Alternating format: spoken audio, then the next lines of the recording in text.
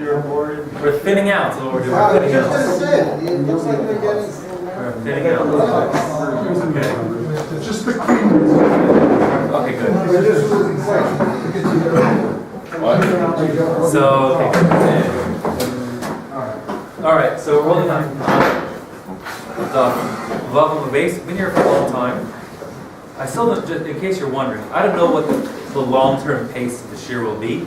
But one thing's for sure, these dafim are very unusual. They're unusual both that they're just very long, and they're doing lots of different topics. And the topics are sort of pregnant with sort of fundamental hashkafic issues. So we're spending a lot of time like on these things. I don't know if these will go faster in the future. I don't know what. What's the how many weeks is it? 5 daf basically. We're roughly doing like a daf a week, roughly, right? It's like 35 days, Yeah, something like that. Yeah, something like that. 35 days we've done actually 5. So yeah. But well, like the first week you have to. When do you expect to finish that? So I don't. If you're wanting the pace, like if you're serious, I don't know the answer to that question. It's too early to say. All I'm saying is that the Shas isn't, I'm sure you know, Shas isn't like this throughout. All these like a million different topics every daf. There's no Tosfos in the daf, they're very long, and like so many interesting, like Lamaisa, Hashkafic issues that won't come up if you're learning Arabic or anything, Safim or Menachos. It's not going to be like that, obviously. Okay, I'm just speaking it out in case you're planning out your life to when you're going to make your siyum. It's too early to know how it will work out yet.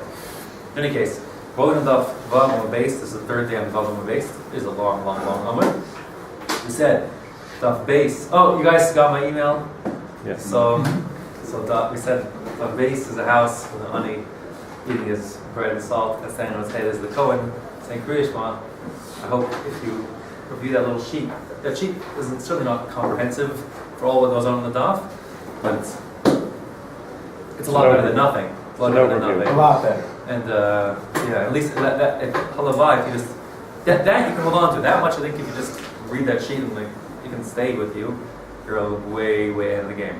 So that's Hashem. So that's that. So that was base Gimel. Maybe we'll do it today if I have a chance. We'll see. Mondays are rough for you, do it anyways. Was Gimel's a Gemal, 3 camels in a ruin. The first carrying the lion and the dove. The second carrying Elio Navi. The third carrying Debtor Melech. I will send out the Hashem sooner or later the chart. Diagram of what they're referencing. Daled is a delet, a house spanning from Gula neighborhood to the Kotel. On top of it is Debtor Melech in his chassid outfit. And hay is the haystack. Rabbi Yochanan, St. Kriya Shema, trying to stave off the Yisurim that's suffering terribly as he gets poked by the needles in the haystack. And now we're on the Vav base. We're holding in line 27. On 27. We're in the middle of a bunch of memories that are attributed to Rav Huna. All of them, besides this one, are Amar of. Let me start. I don't want to forget to record it.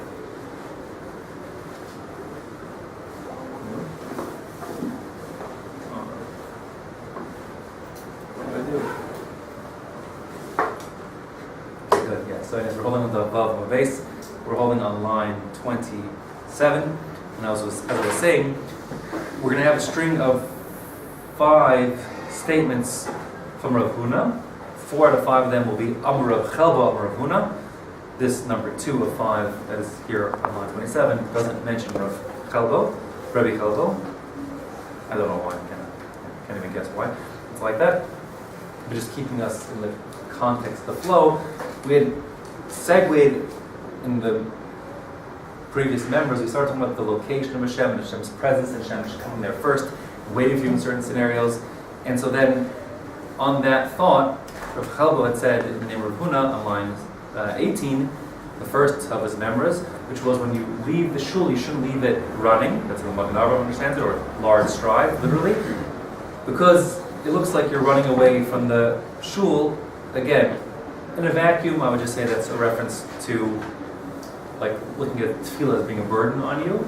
In the context of the Gemaras, it may, to me, this thing's lurking in the back, that Hashem, Shekhinah is present in some way, and you're, like, we talked about perhaps the undertone of being Ein Ish, maybe be the first guy there to be Makabel P'chanei Shechina, because the Shechina is there, it's good to be, not leave Hashem in the lurch, if you will. So then perhaps also there's this additional subtext here of like you're running away from shul is like you're running away from Hashem, not just that you're indicating that you're not interested in prayer or that prayer is burdensome, but that maybe just you have disregard in general to Hashem. Many have the minhag, I think it's just a minhag, I don't think it's halacha, I don't think, that they walk out the shul, they turn their back, they turn their face to, they walk backwards out the shul, showing further reluctance to leave. There may be talk at din of turning your back to the Aron Kodesh, but and again, many people like leave the shul backwards for that reason, that they are indicating they're sorry to be leaving. Sorry to be leaving, as opposed to prayer is a burden or not a burden. Like they're leaving the base of Midrash and they're sorry to be on the way out. So, in any case, that was the first statement of Rav Kalbo, and then since he said you should, then we segued to Rabbi Zera saying, I saw these rabbis running on Shabbos to go to the shir, like running, because he said, I skipped a step in the sequence, the chain. The chain is, Rav Chelbus and Rav Huna, you shouldn't leave, when you leave shul, you shouldn't run out of shul. Then Rabbi said, well, that's leaving, but not going in, and then we answered, well, that's what he said, leaving, not going in. We answered, it's because if you're leaving to go from the shul to the base HaMidrash to learn, then you could run to the base HaMidrash, even if you're not running from the shul. I said, do I understand the Marsha and the Mishabura is, it would mean you can't run in the shul out the door, but as you leave the front door, you could run, but then only if you're going to do another mitzvah, otherwise it looks like you're running out of the shul from the front door. In any case, so then we said you should run to do a mitzvah, and from there, Rav Zera said, I saw these rabbis running on Shabbos to go hear the drasha, the pirka, and I said, that Machal Shabbos, I heard that in the name of Shua Levi, you are supposed to run to a Devar mitzvah, that's probably the proper girsa, like the Rif and the Rush, and the Mechaber possibly that. Any Devar mitzvah you should run to. So then we said, and Rabbi Zera said that the main schar you get for going to the drasha is running, because anyways, Rasha you won't understand anyways, you won't remember what you're going to can't be constructed, so therefore at least you can run to it. Yeah. If someone doesn't know to run into the mitzvah from the other side, no? I mean, how does... So I think you're right. I think you shouldn't be... Well, that's an interesting question. Depends on where they see you running from, which direction. I don't know the exact answer. Here's the question. The question is, if you're walking out the door of the shul and you're running to the base midrash, which is, around the block. So as you walk out slowly from shul and you run from there and you're running to get around the block, it looks like you're running from shul. I don't know. Interesting question. Maybe. Maybe. Yeah, there's always that issue. There's always that interplay between the burden on the... A person has to be naki, clean in the eyes of others. Hence, there's rules of not looking bad. On the other hand, the others have the burden of being dal l'chafskust and assume the good. But the problem is people tend to... It's hard. It's a mitzvah, but nevertheless, it's people get suspicions if they see people acting ostensibly improperly, which then makes people not trust their friends and like their friends and so on. So we want some people. So I don't know. It's an interesting question. I don't know. I guess in real life, it's the problem is normally going to be soluble because it would be okay. So walk backwards out the door of the shul. First of all, almost don't run, and then when you get on the sidewalk, start running, so to speak. But I can hear questions about what if. If it becomes really no gab, then you can consult. Yeah, that's a shot, I guess. Okay, fine. So that's that. So then we said that the schar of going to the pirka is the running there, because Rashi says you want anyways be able to reconstruct it, which means you look at the schar limud. I told you others that's very heavy. So then I told you others say it's others give other answers to try to soften the Rashi's implications. And I told you one explanation was that anyways you can be learning, so what mileage you gain by leaving your regular learning to go here to the pirka. The answer is well, you also ran there in addition to get extra miles. That's one answer.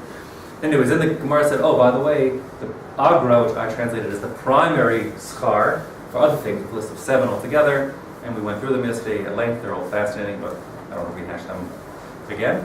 They're these 7 things, and that's what we got up to. So now on line 27, there's another statement in Rav Huna's name, not directly connected, although it's again talking about one's attitude to the base of Midrash.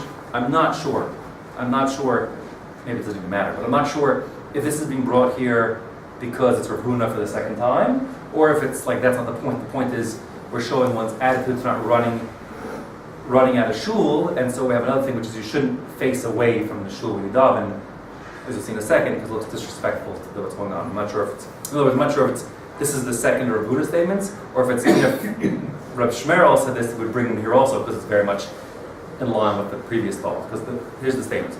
I'm Rav Huna. Kol mitpalel achuri beis hakneses. Anybody who davens on the back side, I'll translate, you'll see why in a minute.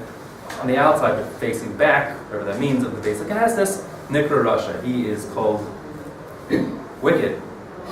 Shenamar, the pasuk says, Saviv Rishaim Yishalachun. The wicked run around the back way, something like that. Saviv, they run around, they go indirect. The pashup shot of that pasuk would be like, Rishaim are devious, they go like around instead of going the straight way. But here we're understanding it to mean they go around to the back of the shul to daven instead of davening with everyone else in the main part of the shul. Now this machlokas, truth is like, this is like a little bit tempest in a teapot. There are like many ways to learn this. What Rashi means, what's exactly the case here. The Shulchan Aruch brings out two understandings here. I'll just stick to that just because, to me, it's just modest. Whatever, because that's how I want to do it. So either I don't even stand to draw. Maybe do me a favor. Throw me any mark. There are lots of issues. Is the issue? That's fine. One is fine. Thank you. Is the question, is the issue you're facing the other direction from where people are davening? Is the issue that you're facing away from the shul building per se? Let's stick to those two. In other words, here's two possibilities. That is the entrance to the shul. Okay? But the people are praying this way. Okay? You with me? People are facing Mizrach. What I mean. So, one shot is that the guy is standing, he's standing outside the shul, and he's facing away from,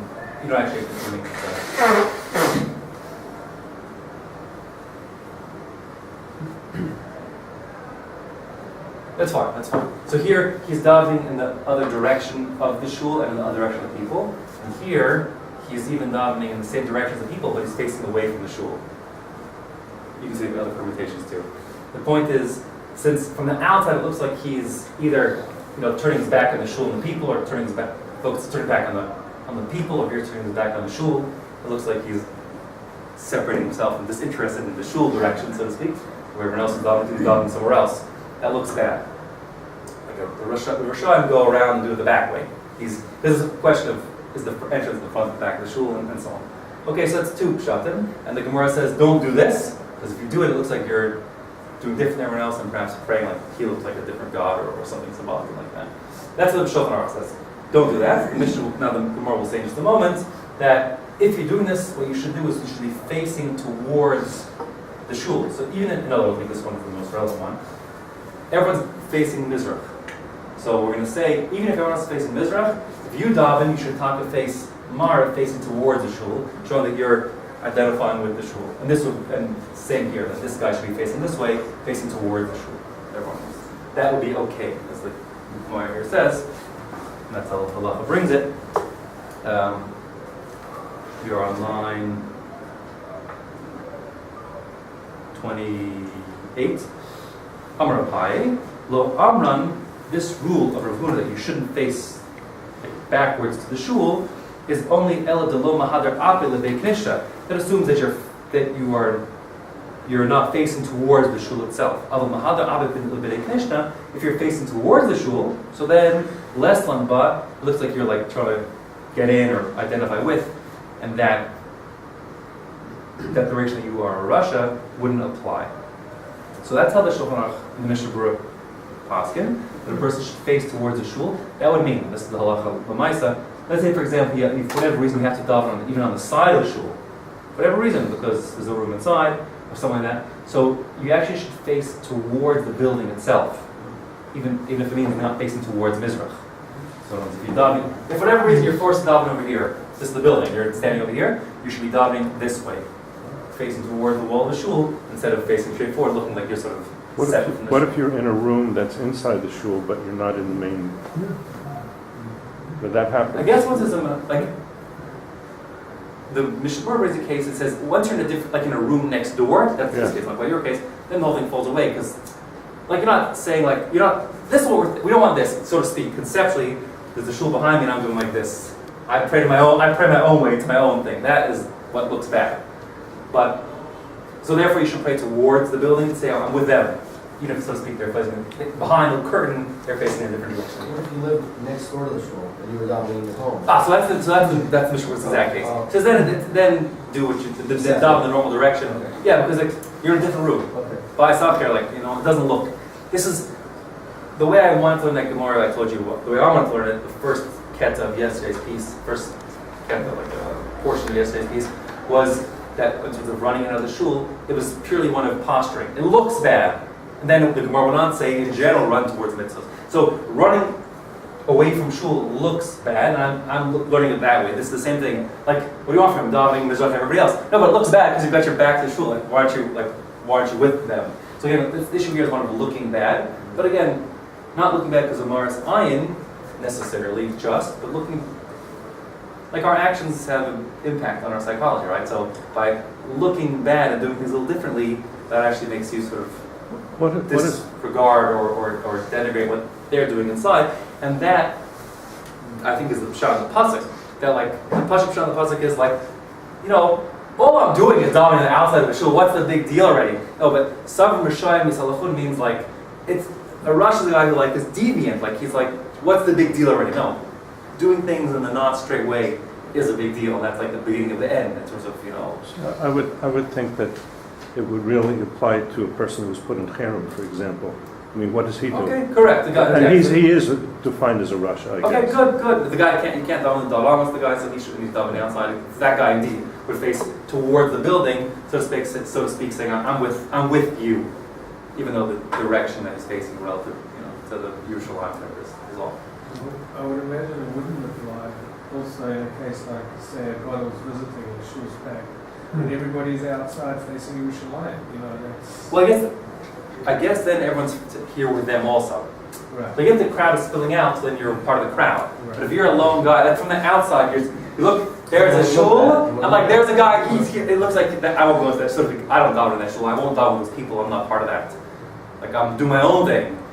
That we don't want. We're looking at some So in that case, it wouldn't look bad if everyone's dominating. Right, it doesn't exactly. There's no issue of looking back if everyone's davening and then together. This guy's all by himself. He's back to the shul. Like what's it all about? Back to the shul. So we're saying that's bad news. So the pasuk, the whole pasuk. Oopsie. Sorry. So the whole pasuk reads, because we're going to darken this pasuk further. So the pasuk says, "Saviv Rishayim Yisalachun." The wicked people go around the way, like in a roundabout way, to the direct Yashar way. Krum zulus livnei adam.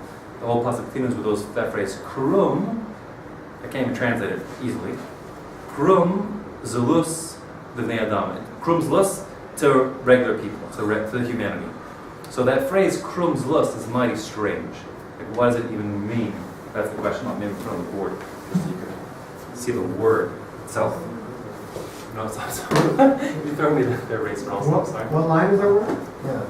Oh, we didn't even see yet. I'm just reading Oh. I read the pasuk because the whole pasuk is there. In a moment, the Gemara is going to say, "Wait a second, what's this Krum's list business?" Can we just erase it? Okay, yeah. Oh, it's like Thank you. 2 lines ahead. Yeah. I read it. I just read ahead because the pasuk is going to talk about. It's going to say. So it says Sav Rishoni Salafun, the wicked walk around in roundabout ways. Kurum, I think it's like this. So I don't think is there above there? Yeah. And the pasuk is above? Yeah. Sorry. Kurum, fine. Zulus, Ibnei Adam. Okay, that's a pasuk in general. So this Kurum Zulus, like, we're worried about because it doesn't like what is the Gemara's going to say? What's that supposed to mean anyways? What do the weird words mean? So we're going to darshan it, or I guess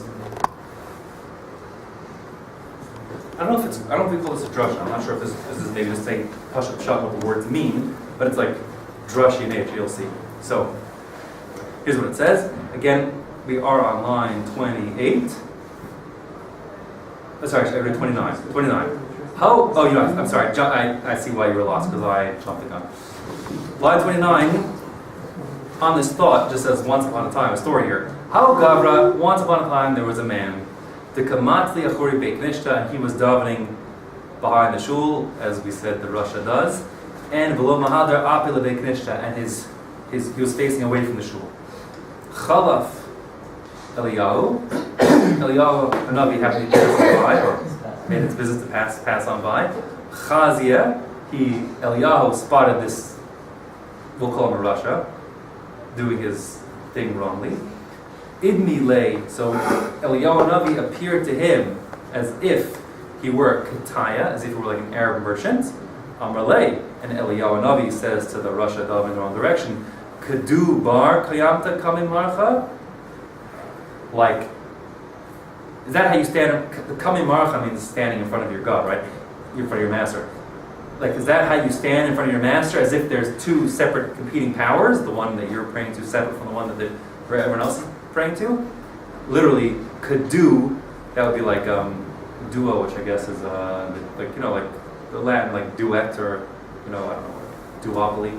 So kadu, like k, as if there are two bar rishuyot, two powers, kayamta, that you are like established, kamei, in front of marcha, your master. But again, is that how you pray, as if there's two separate competing forces? And then Eliyahu Navi shalaf safsara. You know, he's an Arab merchant, so he had one of those awesome, you know, Arab, you know, what's it? Was it how many thousand? What's 1,000 nights? What's that story? No, what's that? Anyways, you know, what's that book? Anyways, stories. Whatever. So, you know, so he pulled out one of those shalaf safsara. He pulled out his big sword, but Katle, and killed him on the spot. End of story. That was that. Okay. I'm really hungry, but that's it.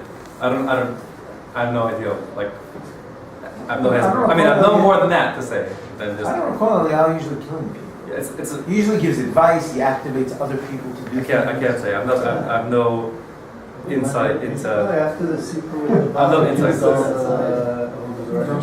Sorry. Where? In Har Carmel. Rosh is different. I think it was around, yeah. What is Rosh the different? Stops there. Because it was an Arab version. He himself did it? No, he appeared like an Arab merchant.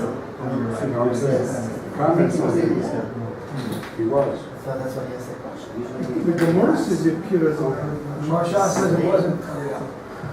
Yes, we said. Didn't involve him, but Oh, you know what? That's interesting. They have it in Eliyahu. Rashi's Girsa is different. Rashi's No, you. Okay, so I'm seeing here. here. I'm seeing Rashi's Girsa is different. the Rif also. Okay, so here's the Gemara as our Girsa has it. If you look again on line 29, it says Chalaf Eliyahu passed by. Chazie, he saw him. Idmi, Eliyahu Hanavi, that's like a nifa, like he became domet to him as if he were Ketaya, as if he were a Arab merchant, whatever, yeah, and then he chopped his head off after saying what he did. But Rashi's Girsa indeed doesn't say Chalaf Eliyahu Hanavi, rather Chalaf Hautaya, that an Arab passed on by. And the Arab was just, I don't know, he was just a religious fanatic, and he was shocked to see a Jew praying like that, and the Arab chopped his head off. No mention of Eliyahu Hanavi over here. It says it here. It says it In here. Rashi. In Rashi's Rashi Girsa. and the ref. There It you go. says Eliyahu drew the sword. But it's two yourselves here. I'm saying Rashi has Hautaya being Chalaf, that an Arab passed on by, whereas Rashi says Rashi says an Arab passed on by, whereas the Gemara says Eliyahu passed on by and turned into whatever, and project himself as an Arab. So two different yourselves. And the Maharsha, quoting this Rashi Rif, he says it wasn't him. It was not Eliyahu. Well, the Maharsha is saying what Yeah. Rashi is reading. Makes more Exactly. sense. Okay, I still have nothing to say on the topic more than Did the two of yourselves now? No, it's. Okay, good. Is that one of the original members of ISIS? Sounds like that kind of activity. This is, of course, pre-Islamic. So it is pre-Islamic. Yeah. So that's that. Okay. So now back to our that story aside.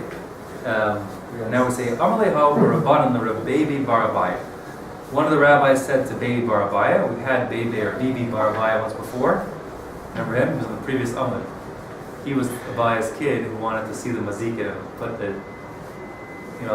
burnt placenta powder in his eye, and he went bananas, but then he recovered. So this here he is again. So Baby Barabaya, he said, Halmer Rabban said to Baby Barabaya, Ba'amrillah, some say it wasn't him actually, it was actually Rav Baby Rav Nachman Bar Yitzchak, my krumzlus, this phrase, krumzlus l'bnei Adam, and the pasuk, what's that supposed to mean? Amrlei, so let's just take the words as they are, then we'll try to understand what they mean. So he, let's call him Bebe, answered, Elu devarim, that's a reference to things, she'omdim berumo shel olam, that stand in the heights of the world, uvnei Adam, mezalzim behen, and people, like regular people, are mezalzel in them, they deprecate them. Okay, so in other words, the Pasha reading is that k'rum means like that which is rum, rumosh olam, things that are high up in the world, and zalut, like mezalzel, they are zol, they deprecate. They're like hakol uvazol, whatever in Israel, everything is zol v'shefa. Zol means like cheap. So yeah, so cheapen. They take these things that are so lofty and they cheapen them. Livnei Adam, regular people do. That's the answer. First, let's hear those words. It's like we'll have to piece it back together, the whole puzzle. But the question was, what is Krum's list of Livnei Adam? So he answered, that is a reference to Dvarim, She'omdim Berumo, Rum, Shel Olam, they stand at the height of the world. Uvnei Adam, that is the pasuk, the word Bnei Adam, Zalut. I'm sorry, I'm sorry. Zazalim. I'm sorry. I'm sorry, I just lost my place there. Oh, yeah, sorry, thank you. Mizalzlim behen. And Bnei Adam are mizalzel, zalut, they deprecate them. Yeah. So, fine. So, I think there's two ways to understand what this means. In other words, because you have to understand it in the context of the whole pasuk, right?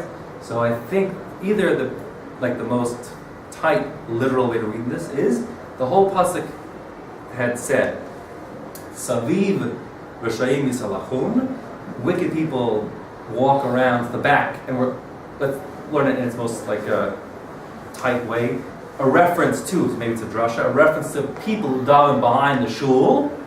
Those guys who don't take tefillah seriously and are mezalzel in tefillah, those guys take tefillah, which stands at the rumo, at the height, the most chashuv thing in the world, and they are mezalzel, they make it into something lowly in the eyes of regular people. So that's not a very expansive or edifying reading, but at least that connects it, because it has to connect. The question, how does it connect? So, version 1, I'm saying, is it's one single thought. The thought says, Saviv Rashayim Salachun. That's a reference to the Rishayim who daven around the roundabout ways, facing not by the shul, and therefore, since they're davening in roundabout ways, not yashar with everybody else, they take karum, the tefillah, which is Devarim, and actually the Sisei Chachamim says, he points out that it's not inyanim, like things, but Devarim, words themselves, and Rashi said kagon, Rashi says kagon tefillah. Kagon in Rashi could either mean like i.e. or e.g., as we would call it. I.e. meaning defining that is, or e.g. for example. In modern Hebrew, kagon I think only means for example, but Rashi can mean i.e.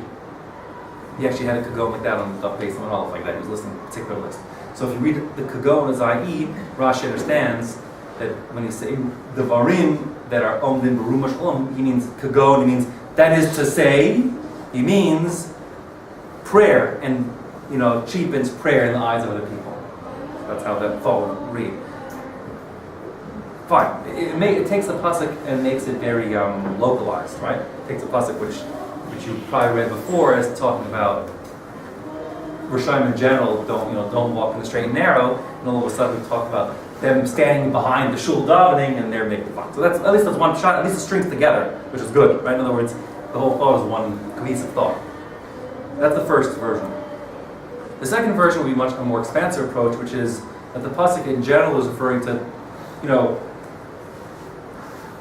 like there's a system of values that the Torah has, any society has, but this is the Torah's society, and by people, deprecating, people like doing things in a roundabout way and not being yashar, and like cutting corners. That's what we say in English, cutting corners.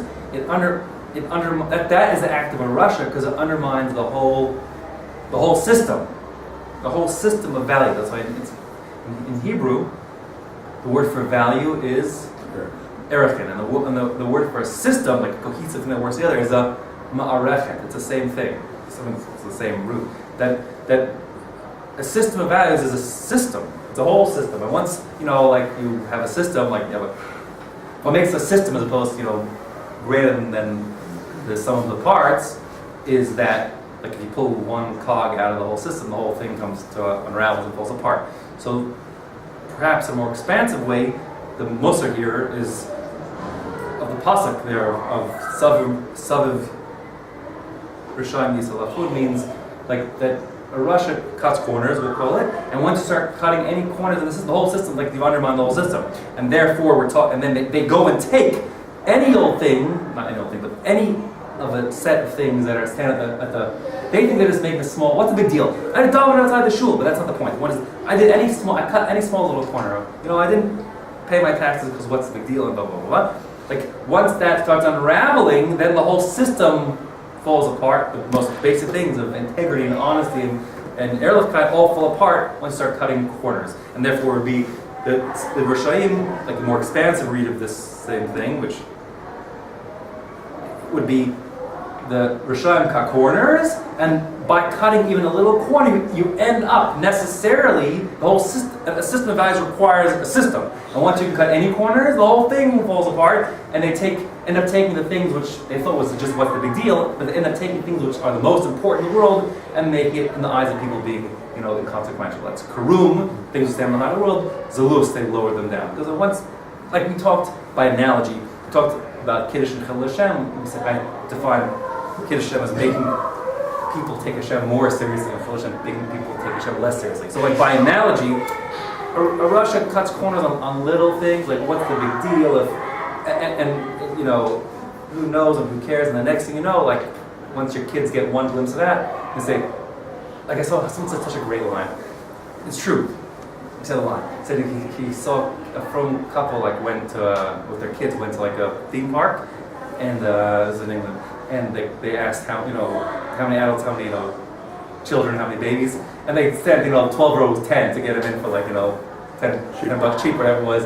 And he said, in that one moment, he undid 12 years of Jewish education. But that's the point. What's the big deal? The answer is your kids see what's the big deal. And once you have a what's the big deal, then the whole thing is obviously just a show and not for real. It's a good example. So that is another way of a less tight, but a much more expansive, but perhaps also words. The concept, we started out talking about tzaddikim, Rishayim done on the wrong side of the shul. That was just an application of this general principle, which is once you start cutting corners, in any kind of way, then the whole system falls apart, and you make that which is chashuv to people, like karum, the most important things, zulus, not deprecating their eye, and the whole system falls apart. That would be another way of reading it. Yeah. Okay. So that's fine. That's that. Yes. So yeah. Now I'm on line 32. Rabbi Yochanan and Rabbi Elazar at the Amik Travayu. They both said, Yochanan and Rabbi Elazar, who, by the way, if you remember, we saw them not long ago.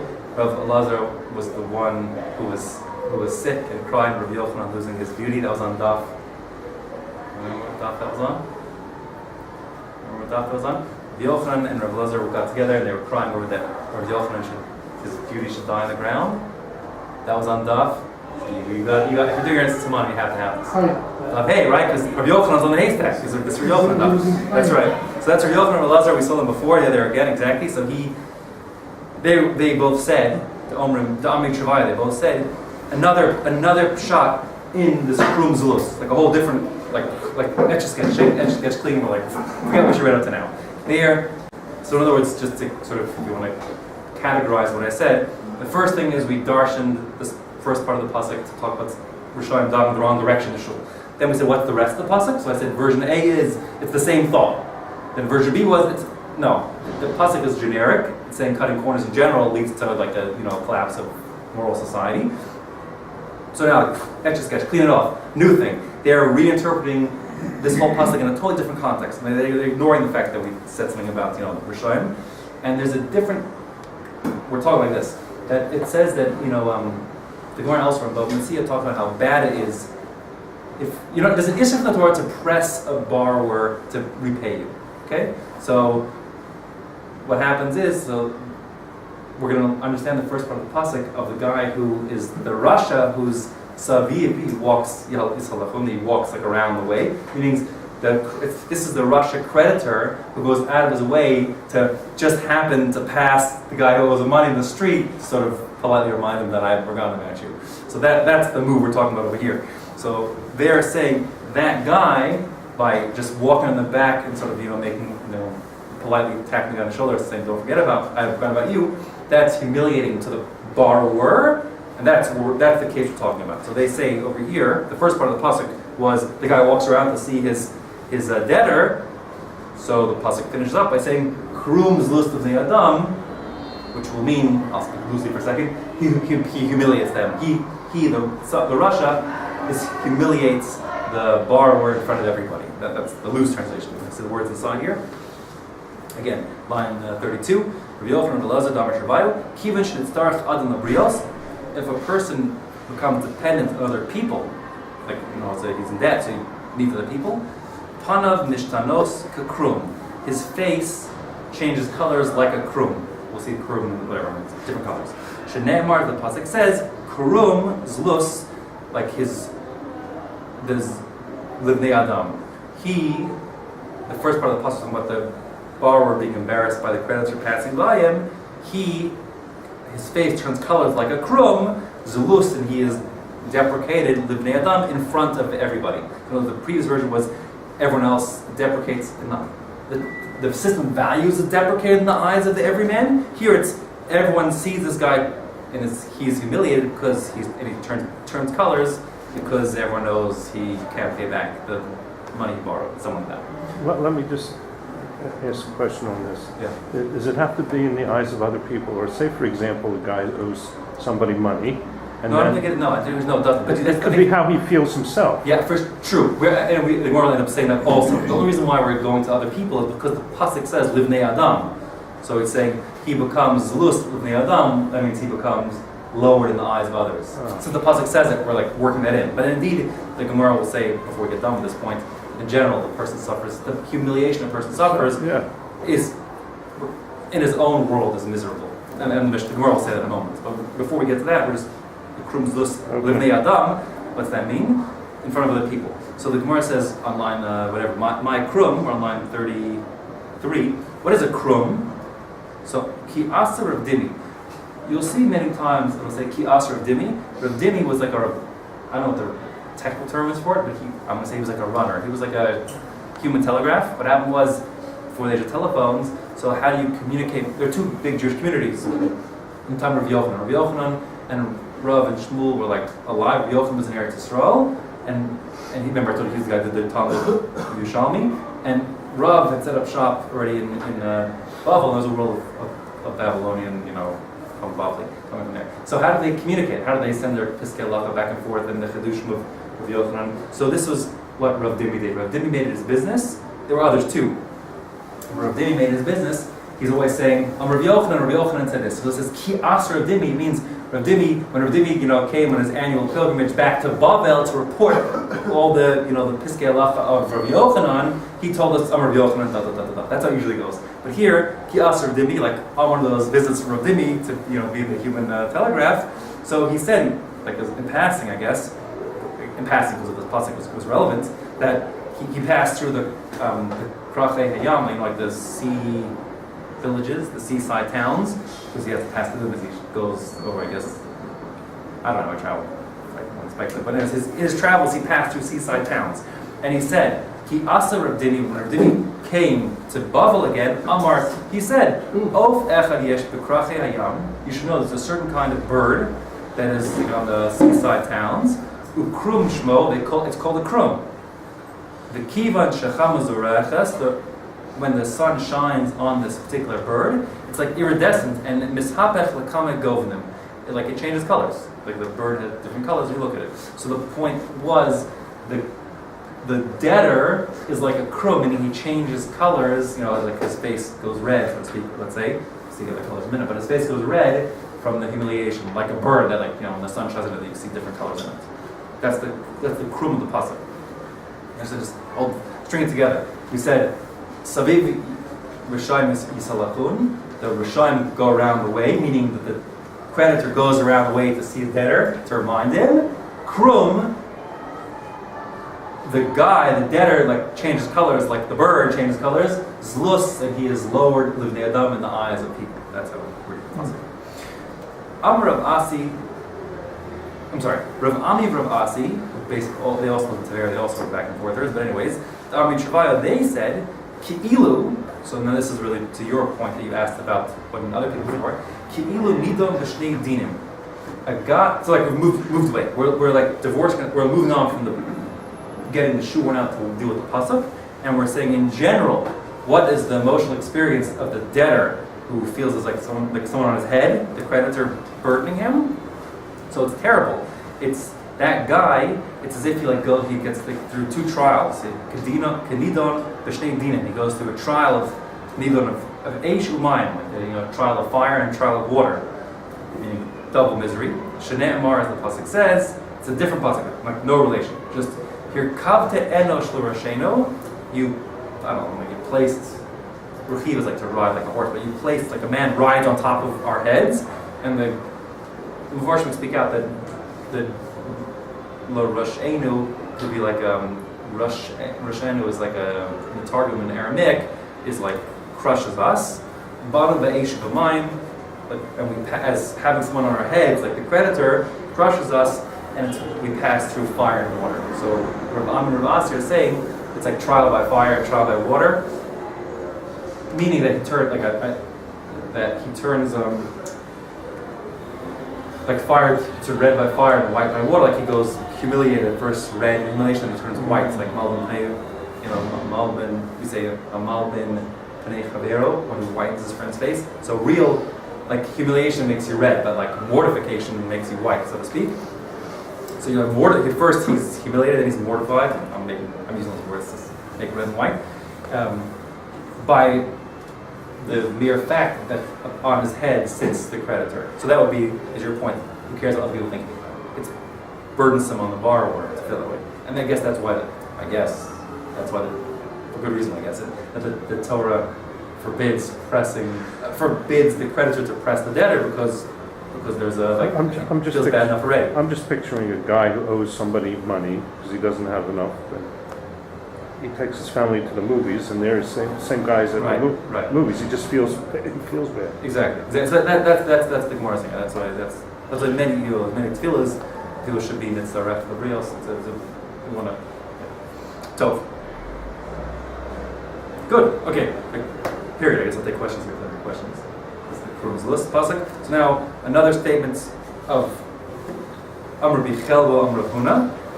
So again, if I'd be numbering them, just thinking of my uncertainty here, I'd be uncertain if I'd number this as the third statement in Rav Huna's name, or if this is the second in the series of Amr Huna, Amr Chelbo. I'm sorry, Amr b'Chelbo, Amr Huna, and the middle one was just Rabbi Huna because he was on topic of not davening out of the shul, disrespecting the shul, like the previous story of running out of the shul. I'm not sure. I don't know if there's a right or wrong answer, and I guess maybe the editor, maybe Ravina or Ravashi had something in mind, but I don't think it makes a big difference to us here today. But anyways, that's that. Just a question. Two questions actually. You actually said pshat in the pasuk. Did you have pshat in the pasuk there? Am I saying pshat? Yeah. The word saying two pshatim in the pasuk. The Krum Zulus. Yeah. So I actually three pshatim. I said that if you would ask me on the street, I would say my second explanation was I would say the pasuk reads Saviv Rishayim Yisalachun. Rishayim walk around you, they cut corners, they go on a deviant way, And because of that, Karum, that which stands like the highest in the world, Zulus, becomes deprecated with Adam in the eyes of people. I think that's like that would be how I'd explain the pasuk in a vacuum. Like Pshat? The Pshat. Pshat of the pasuk? I think so. Well, I think so. Yeah. I guess get out the old article and say they translate it. Because I don't think the word Krum Zulus are weird words. It all gets off the ground because Krum Zulus doesn't lend itself to some simple translation. I guess it'd be interesting to see how they someone who wants just simple pshat in vacuum. That's the Gemara thing. That's why I predicated way back when. I said, I'm not sure this is a drasha or a pshat. I'm not sure exactly what's going on there.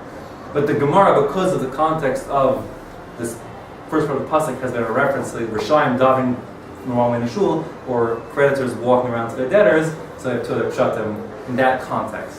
Like, I think more localized. Yeah, Sukkim, Shim Padam the Torah, there's like, Sukkim are able to have like a general application, like that, like more specific localized applications, these things, including both.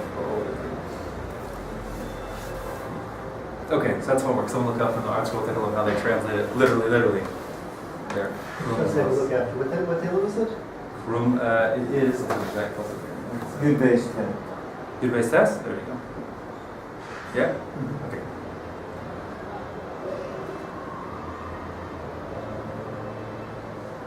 Yep. Okay, good. So, now, line 35, 2 dots, another Amr Chelva, Amr Huna.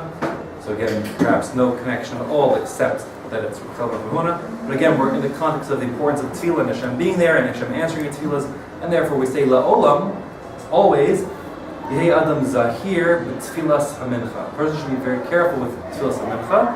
Unfortunately, we want it to be like, yeah, of course. So they making it that it's be careful to daven mincha as early as possible. We understand, like when the time comes, be strict on davening mincha gedola. Don't let it get away. That's something I learned. Just close the door. Does that bother you? And if it's not bother you, it's okay. The whole girls' school downstairs today. Why would it only be mincha? Well, yeah, that's a good question. Well, we'll see. Let's see. The Gemara. First of all, the Gemara will answer it, and then it will say, and Taka also. But here, what's mincha? First of all, Olam Yeh Adam Zar b'tfilas hamincha.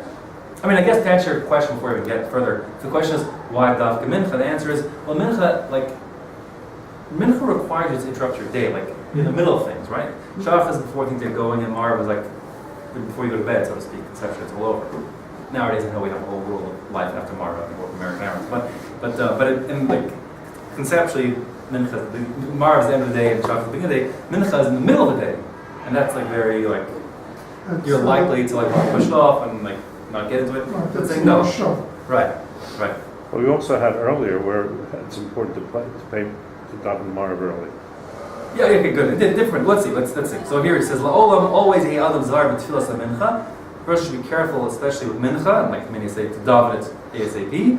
Shaharei, because look, Eliyahu Hanavi, Lo na'ana ela b'tfilas hamincha. He was only answered at mincha time. This is a reference. Eliyahu Hanavi had the big showdown with the priests of the Baal and Carmel, and the people basically turned to Baal worship, the Jewish people, and he tried to convince them that it's Lo Shtiyot and that they should be praying to Hashem. And he said, look, I bet you we'll bring our korbanos and Hashem will accept mine, and then fire won't come down for theirs, and even put water on his and everything else to show that Hashem is accepting his as the Navi of Yisrael. Hashem will accept his korbanos, but the Baal is like powerless. So that's the story over there. So he was only answered at mincha time. Shneimar, the pasuk says, let me read a little pasuk here. So the pasuk reads, "Vahi balosa mincha," like it was at the mincha raising time. V'yigash Eliyahu Hanavi. Eliyahu Hanavi showed up. Maybe he approached, I guess. V'yomer Hashem Elokei Avraham Yitzchak v'Yisrael. Hayom yivada. Like make yourself known today. Ki at Elohim v'Yisrael, that you are the God of the Jews. V'ani avdecha, and I'm your servant.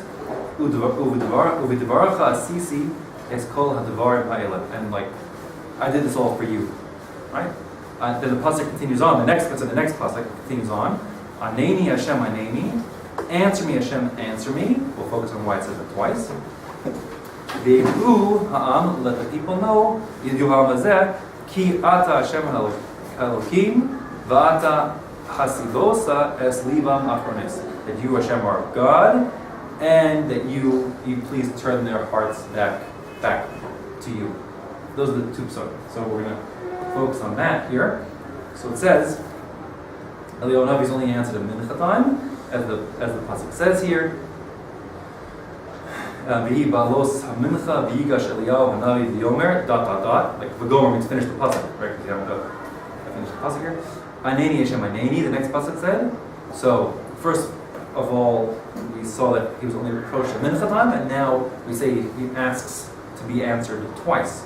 So Aneni, first of all, should terid eish min hashamayim. First of all, answer my tefillah that fire should come down, talk and accept my korban. And second of all, answer my second prayer, Va'aneni, shlo yomru, that the people who watch shouldn't say Masek Hashem him. That only I did it because I'm a magician. I did it. I pulled a magic trick, and it wasn't that Hashem took the korban, rather I'm David Copperfield. Fine. Period. Review. So that's end of discussion. So that's the story about the mincha time. Eliyahu was answered, and he asked two anenis. I saw Sifsei Chaim said a really cute thing. Sifsei Chaim. He said that their response was Hashem hu Elohim, Hashem hu Elohim. So he suggested that the repetition of that is both that Hashem took your korban, and that Hashem it was Hashem and not Ma'aseh Hashem, not witchcraft. I like that. It's cute. Yeah. Very cute.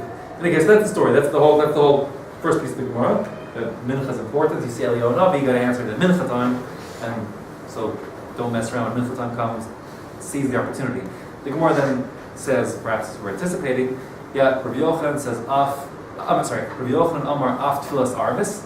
Marv also you should daven right on time. Shneimar, as the pasuk says, this is also tricky. Whatever. The pasuk says, different pasuk. Tikon tfilasi ketoras lefanecha. Prepare my prayer for you like ketoras, like incense. Masas kapai minchas arev. Something like the offering of my hands should be like a minchas erev, an evening offering. I only can say this and no more, which is the last thing they did in the day in the base of Mikdash was the Ketoras offering. They did two Ketoras, one after the Talmud Shel Shachar, one after the Talmud Shel Ben Arbayim, the after one. So this is the afternoon offering. So when we say Arev here, translated as evening, and Mariv is evening time prayer. Why I'm like waffling, it's because it's daytime. What we would call mincha time is when this korban is being offered. So you can answer in different ways. First, you can daven Mariv from the blood of mincha, blah blah blah blah. Whatever it is, maybe it's just a drush altogether. But anyways, we're darshing Arevit. I don't know if it's a drush. I don't like it to be machlokas like that, but there's machlokas when Mariv time is. That's why it's still when the sun's up or only sundown.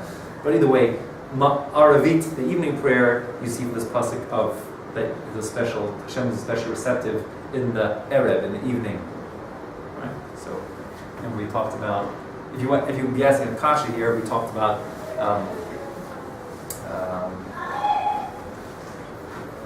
what example gave you?